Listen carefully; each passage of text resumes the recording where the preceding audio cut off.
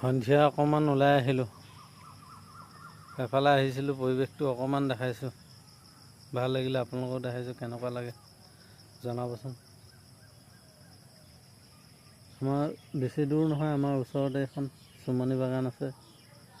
চাওক কিমান চুম গছ আছে। এই চুম গছখিনিৰ পৰা কিমানখিনি নিবনুৱা এজনে বা কোনোবা এজনে পুহিলেও কিমানখিনি টকা ইনকাম হয়।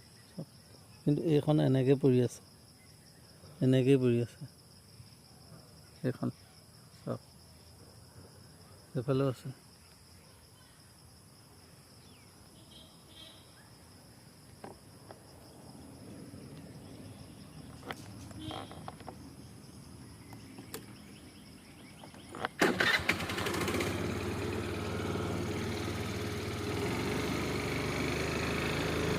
এখন বাগান, কিমান ডাঙৰ বাগান এনেই পৰি আছে। কোনো মুগা পোহা দেখা নাই এতিয়ালৈকে।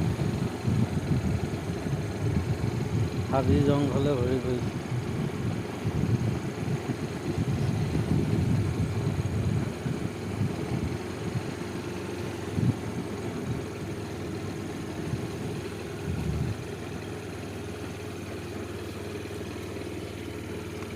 চাওকচোন কিমান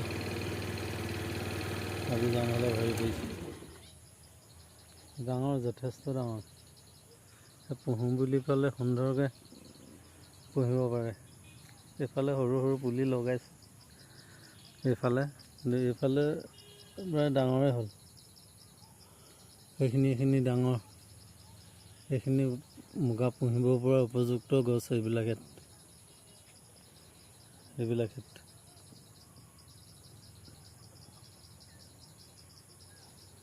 কোনো মানুহ বা ল'ৰা ছোৱালী, নিবনুৱা যুৱক যুৱতী কোনো আগ্ৰহী নাই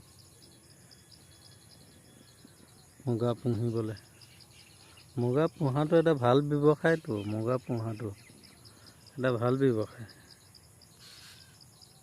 ইয়াৰ পৰা যথেষ্ট উপাৰ্জন হয়তো, যথেষ্ট অৰ্থ উপাৰ্জন হয়। আজিকালি চুমনি ফাৰ্ম ক'ৰবাতহে আছে, ভিতৰৰ গাঁওবিলাকতহে আছে। আমাৰ এইফালেতো চুমনি ফাৰ্ম নায়েই। আমাৰ এইফালে অকল এখনেই আছে চুমনি ফাৰ্ম বৰ্তমান। আৰু এখন আছে বাৰু, অকণমান আগত এখন আছে। কিন্তু প্ৰায় আজিকালি মানুহে মুগা পুহিবলৈ মন নকৰা হ'ল, কিয় নাজানো। আগৰ মানুহে মুগা আনিবলৈ বহুত দূৰ দূৰণিলৈ যায়, শিৱসাগৰ যায়, চৰাইদেউ যায়, মুগা আনিবলৈকে যায়। কিন্তু আজিকালি মানুহবিলাকৰ মুগা চাহিদাটো আছে, মুগা কাপোৰ পিন্ধা কাপোৰৰ চাহিদা আছে, কিন্তু মুগা পোহাৰ চাহিদাটো খুব কম আছে, খুব কম হৈছে মানুহ।